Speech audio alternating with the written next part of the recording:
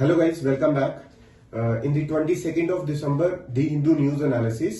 आज जो न्यूज पढ़ने वाले हैं उसको डिस्कस करेंगे। देखिए, जो सबसे इंपॉर्टेंट न्यूज है रिगार्डिंग चाइल्ड मैरिज। ठीक है जी, चाइल्ड मैरिज में इस वजह से बोल रहा हूं क्योंकि हम पीछे से स्टार्ट करेंगे। मैं उसको ही आपको डायरेक्शन बताने वाला हूं कि किस तरह से पहले क्या चीज होती थी, उसके बाद में कौन सा एक्ट आया और अब प्रेजेंट सिचुएशन क्या चल रही है कि कितनी एज इंक्रीज करने की बात की जा रही है, उसके पॉजिटिव पॉइंट क्या हो सकते हैं, उसके नेगेटिव पॉइंट क्या हो सकते हैं। उसके बाद में दो चार और न्यूज है जो पढ़ने वाली है। मैं आपको एडिटोरियल बताऊंगा कि कौन सा पढ़ने वाला है, आपने उसको पढ़ना है। बाकी न्यूज है जो वो हम डिस्कस करेंगे और आपको पीडीएफ है जो वो टेलीग्राम के चैनल पे मिलेगी। तो देखिए, जो फर्स्ट न्यूज है आज के लिए वो है कि जो मैरिज एज को हम बढ़ाने की बात कर रहे हैं। देखिए, समझते हैं। तो आज की जो पहली न्यूज है वो है house panel to review bill on the raising marriage age of women. मैंने पहले भी आपको बताया। देखो, इसमें क्या हुआ था। पहली चीज आपने क्या याद रखनी है, इसमें मैं पॉइंटर लिख रहा हूँ। जेया जेटली कमेटी बनी थी, ठीक है जी, जिन्होंने बताया कि ये जो एज है, पर्टिकुलरली जो हमारा एक एक्ट है जिसका नाम है prohibition of child marriage act 2006 के, उसको अमेंड किया जाए और अमेंड करके उसमें क्या की जाए, इंक्रीज की जाए गर्ल्स की एज फ्रॉम दी 18 टू 21। ठीक है जी, ये आपने चीज याद रखनी है।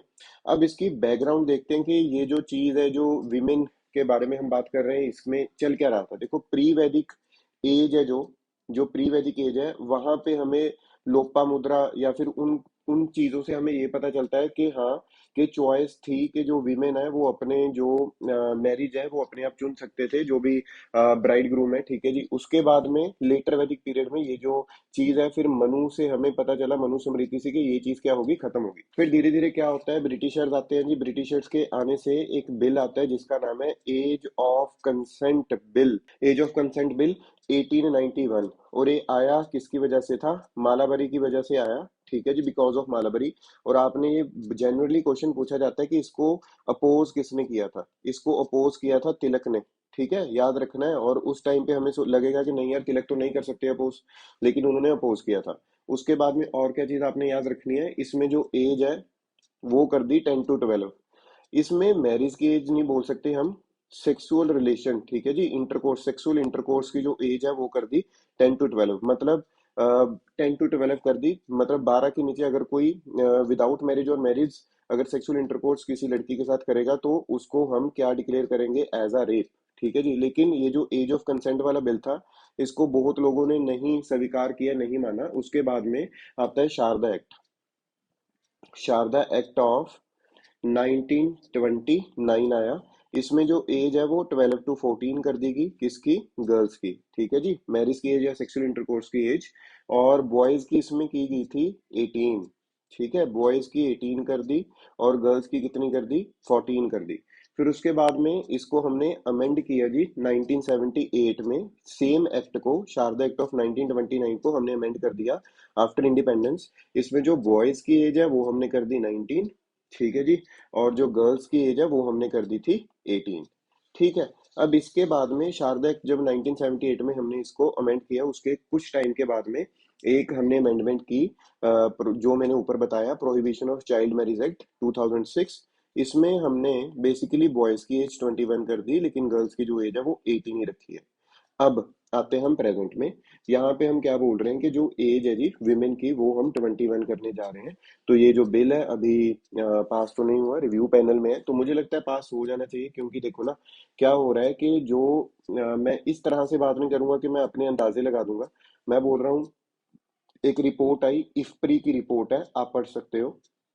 इफ्प्री की रिपोर्ट में लिखा हुआ है, अगर मैरिज एज इंक्रीज होती है किसी भी बंदे की, ठीक है, जनरली गर्ल्स की, तो वो पॉजिटिव इम्पैक्ट कैसे डालेगी। मैटरनल मोर्टेलिटी जो रेट है वो डिक्रीज हो जाती है, इन्फेंट मोर्टेलिटी रेट है वो डिक्रीज हो जाती है जी। फिर उसके बाद में आपको ये भी पता होना चाहिए, इसमें एक और जो चीज पॉजिटिव पॉइंट आता है, एजुकेशन का लेवल इंक्रीज होता है। एजुकेशन के लेवल से एम्प्लॉयमेंट इंक्रीज होती है अमंग दी वीमेन, जिससे वो इम्पावर्ड होते हैं वीमेन। ठीक है जी, और जो डोमेस्टिक वायलेंस है वो भी कम होती है। तो ये चीज हो जानी चाहिए। नेगेटिव क्या है, आप ये देखिए, यहाँ पे जो अपोजिशन है कोई बंदा है, ठीक है जी, ओवैसी, मैं नाम तो नहीं लेना चाह रहा। Why raise the age of marriage for girls to 21 when 18 years old can choose a PM. तो वो कह रहे कि अगर 18 साल की लड़की पीएम चूज कर रही है तो वो उसकी एज 21 क्यों कर रहे हो। अब और उन्होंने बोला be in living relationship and have a sexual relationship. वो क्वेश्चन पूछ रहे हैं तो पता नहीं क्या पूछ रहे। उसके बाद में the bill will have far reaching consequences in the country, it is an attack on personal laws and the fundamental rights in the country. तो एक ये भी आ रही है। ठीक है जी, ये तो होगी ओपोजिशन की बात। तो ओपोजिशन का काम होता है कि जो रूलिंग गवर्नमेंट है उसको कंडेम करना। ठीक है, लेकिन चलो जो भी है, इसके पॉजिटिव पॉइंट भी हैं, थोड़े बहुत नेगेटिव आप एक आधा निकाल सकते हो, उसके बाद में कंक्लूजन लिखना है और रिपोर्ट जरूर डालनी है। इफ्प्री की रिपोर्ट पॉजिटिव मैंने आपको बता दिया।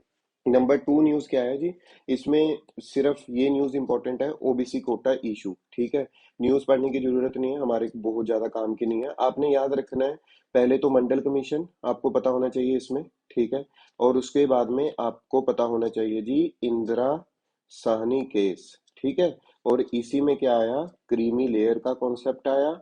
और क्रीमी लेयर का मतलब है कि जो जिनकी एनुअल इनकम जो ओबीसी हैं और जिनकी एनुअल इनकम 8 लाख है या उससे ऊपर है, उनको इसमें कोई भी कोटा नहीं मिलेगा। ठीक है, और फर्दर इसको बढ़ाने की बात की जा रही है 15 लाख तक। ठीक है, तो अभी तो ये बढ़ाने की बात की जा रही है, अब ये गवर्नमेंट नहीं कर रही, ये पार्लियामेंट्री जो कमेटीज है उनका डिसीजन है। तो देखते हैं आगे क्या बनता है। नंबर 3 एक्सट्रीमली इंपॉर्टेंट, कुछ रेयर स्पीसीज के बारे में बात हो रही है यहाँ पे। एक रेयर स्पीसीज मिली है जिसका नाम है albino Indian flapshell turtle. Albino Indian flapshell turtle, और ये तेलंगाना में मिला है। तो अभी फिलहाल इसके लिए आपने इतना ही याद रखना है, बाद में अगर कोई इसके बाद में कोई इसका बेसिकली आईयूसीएन का स्टेटस या फिर कुछ और चीजें आती है उसके बारे में हम देखेंगे। ठीक है जी, नंबर 4 ये खुद आपने पढ़ना है जी, ये एडिटोरियल है, बहुत ही ज्यादा इंपॉर्टेंट है, वेरी वेरी इंपॉर्टेंट। इसको पढ़िए, इसमें से पॉइंट निकालिए। देखो ना, how the code on wages legalise bonded labour. ठीक है, तो ये बहुत बेसिकली बड़ा इंपॉर्टेंट हो जाता है, इसी पीडीएफ से पढ़ लीजिएगा। नंबर 5 बहुत ज्यादा इंपॉर्टेंट नहीं है, लेकिन ऑब्वियसली डिजिटाइजेशन पुश हुआ है तो उसमें आईटी फर्म्स की क्या है ग्रोथ इंक्रीज होने की बात की जा रही है। नंबर 6 इसमें आपको क्या पता होना चाहिए कि गवर्नमेंट ने क्या किया है, कट कर दी है import duty on the refined palm oil to 12.5%। अब इसके पीछे रीजन क्या है हमें वो पता होना चाहिए।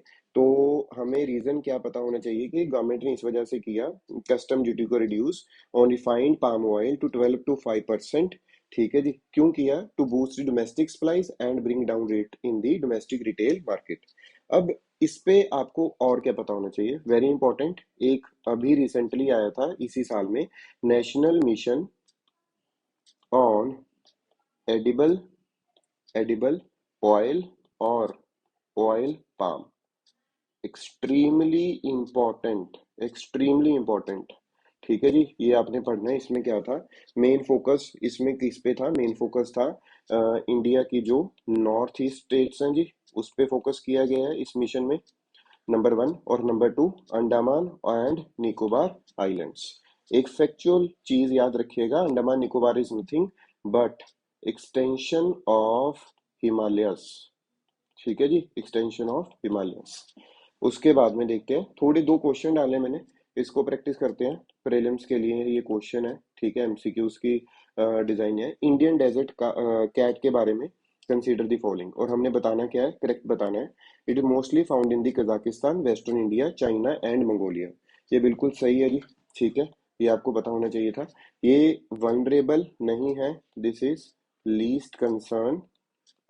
ठीक है, तो आपने अपने नोट्स में ऐड कर लेना है। तो A one only will be the answer. तो दूसरा गलत, तीसरा गलत और फोर्थ गलत। फिर दूसरा क्वेश्चन आपको और क्या है यहाँ पे, हमने बताना है कौन सी country Indian Central Asia dialogue plus SCO दोनों का पार्ट है। देखो जी, कजाकिस्तान बिल्कुल पार्ट है, रेगिस्तान बिल्कुल पार्ट है, किर्गिस्तान या रेगिस्तान, तुर्कमेनिस्तान दोनों का पार्ट नहीं है लेकिन एससीओ का पार्ट है। तो इसका आंसर क्या बनेगा, अगर दूसरा गलत है तो ये भी गलत, ये भी गलत, ये भी गलत, तो सी विल बी दी आंसर। तो आज के लिए इतना ही। तो ठीक है गाइस, आज के लिए इतना ही। और आप लाइक करिए हमारी वीडियो को, सब्सक्राइब करिए चैनल को, और आगे कंटेंट आता रहेगा।